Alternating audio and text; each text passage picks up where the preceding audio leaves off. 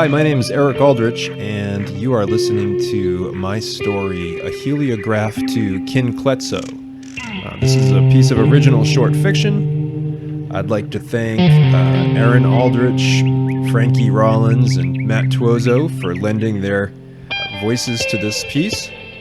And I'd like to thank the literary magazine Weber, The Contemporary West, for featuring my story in the fall 2020 issue, which is volume 37, number 1, and you can find them, The Contemporary West, at weber.edu.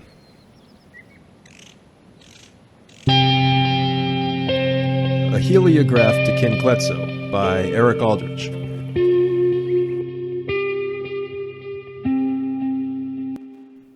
Carter searched for Violet among the pilgrims awaiting sunrise at the Kin Kletso ruins. His breath condensed in the frigid dawn. The breeze carried vapor ghosts of the things he wanted to say to her through the ruins' roofless rooms, derelict walls, and open kivas. It was December 21st, Winter Solstice, one of more than 900 since Anasazi hands laid Kin Kletso's bricks in Chaco Canyon. Carter remembered Violet's hair, the way it smelled like rosemary, and how gray strands had interwoven themselves into the brown braid she draped over her shoulders. Even if she was more gray now, he'd recognize her laugh. He'd look for the crooked eye tooth in her smile, all the rings she wore, the shape of her hips.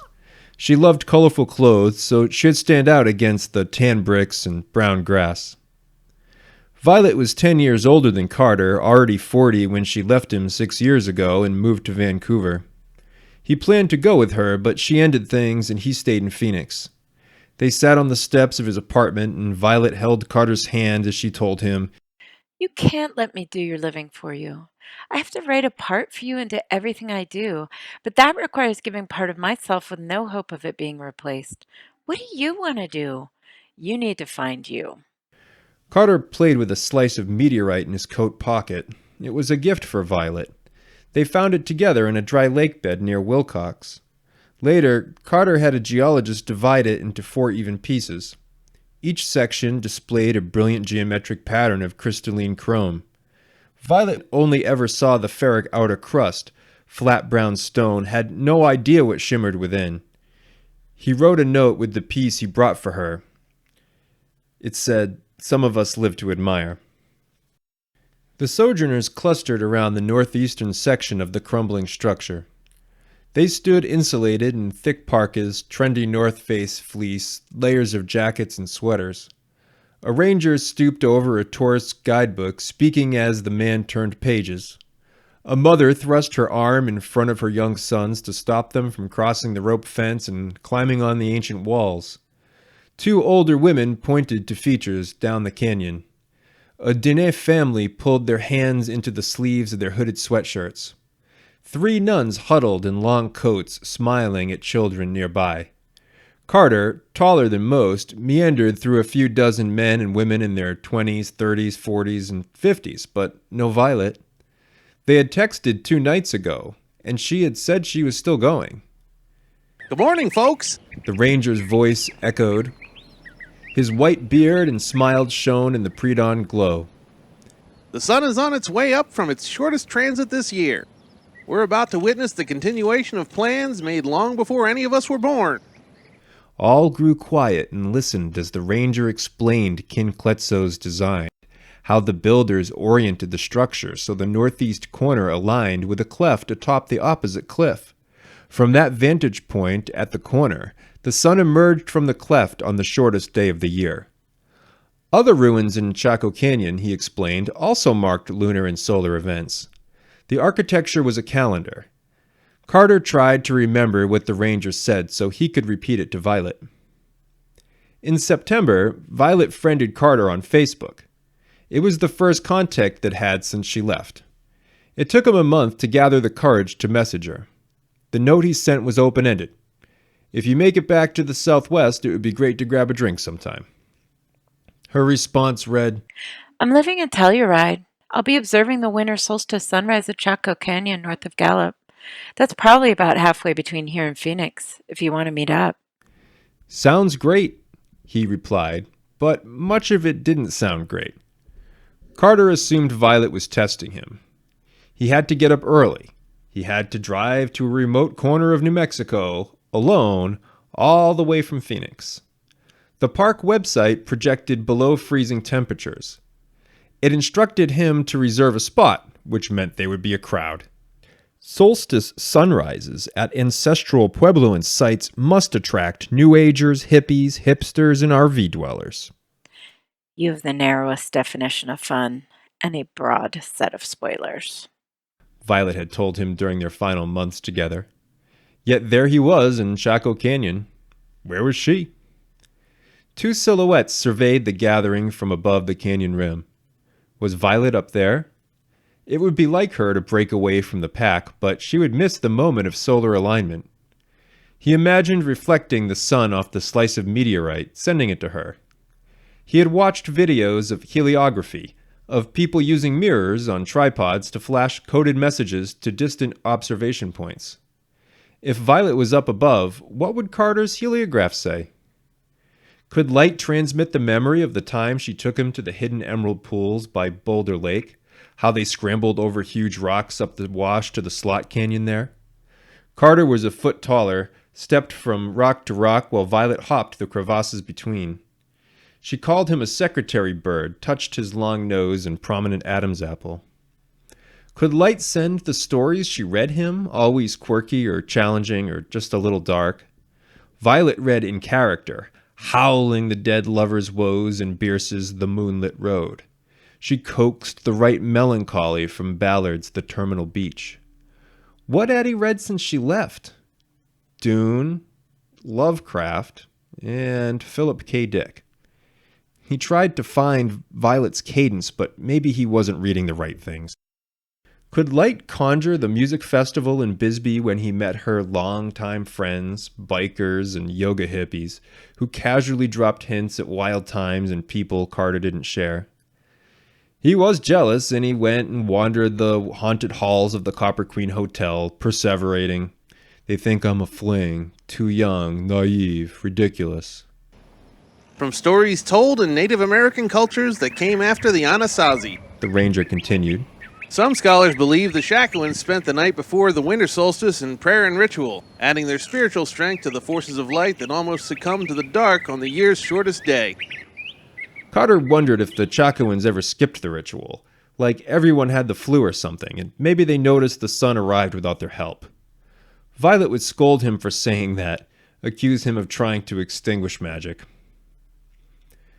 The sun hadn't emerged from the solstice notch yet, but it was bright enough for him to see red noses and flushed cheeks as he roved through the group. Some people caught him looking at them. Carter smiled, something he learned from Violet, and people smiled back. Some said good morning. Where was she? Was she still in Telluride, confiding to whoever she was with about the man who used to love her, who still loved her enough to arrive at Chaco Canyon before sunrise? Was she broken down somewhere on the prairie, on the Indian access route that led to the ruins? Did she oversleep? Was she sick? Hurt? Did she have second thoughts about seeing him? Tell herself she just couldn't do it? Regret missing the solstice, regret inviting him and spoiling it for herself? Did she turn around on the dark dirt access road, frost glittering on her headlights like the inside of Carter's meteorite? He investigated face after face until he paused near a couple about his own age. The man was thin and angular. He wore a Boston Red Sox cap. The woman rubbed her gloved hands on her pink cheeks. She had very big blue eyes. 2 minutes! The man checked his cell phone and told the woman. 2 minutes, he repeated to Carter. It took Carter a moment to realize he was being spoken to before he said, "Oh, thanks." "How'd you find out about this sunrise thing?" the man asked him. He had the accent and self-assuredness of a New Englander. "I was supposed to meet a friend here. She told me about it. How about you guys?" Carter felt relieved to speak to someone. He had been alone in the car in the hotel for over a day. "My wife saw it on Facebook." Instagram. She corrected him. "The friend you're trying to meet ain't here?" the New Englander asked. No, I really searched. Bummer. Her loss, You haven't heard from her this morning? the woman asked. Maybe she got turned around or something. No, but I don't have signal here. Carter patted his phone in his pocket. I texted with her last night. She said she'd be here. We don't have signal either. The woman agreed. Here we go! The ranger cheered as he turned to the cliff. All faces lifted upward, some peering through cell phone screens. Carter went back to the time he and Violet watched a solar eclipse, the way she gripped his hand, her tiny finger bones tight between his as the world went dark. Now he stood alone, or not really alone, but with strangers, his hands shielding his eyes as sun rays gathered in the distant notch atop the towering canyon wall. He wondered if the people who lived in Kin Kletso put on coats and stood right here and gave thanks that their prayers had been answered. Light burst through the crack atop the canyon top, flooded the valley, flowed through the empty rooms and hollow kivas of Kin Kletso. Carter blinked, turned to see the ruins' jagged walls. He tried to remember what it felt like to have Violet's body next to him, imagined they stood side by side like the New Englander and his wife. He felt the meteorite in his pocket. When he faced the sun again, it rested atop the cliff, the calendar cleft lost in brilliance. The odd pilgrims salvaged the scene on cameras and phones. Together, they observed the Chacoans' design, the enduring angle of the house that told when it was the shortest day of the year. A heliograph to Kin Kletso, Carter thought as he touched a cold cornerstone. He looked away from the sun into the ruin. Windows and fallen walls allowed light to cut the shadows. He envisioned someone moving through the tall, dry grass within, through the dusty doorways, but he blinked and realized it was only the image of the sun burned into his retinas. He worried about Violet again for a moment, but then he allowed himself to be thankful that she had brought him to Chaco Canyon. Carter had spent the sunrise with the Violet who carved out parts of her life for him, the woman who was with him when he found that meteorite. The new Violet from Colorado hadn't arrived, but who was she? Morning birds transitioned from chirps to songs.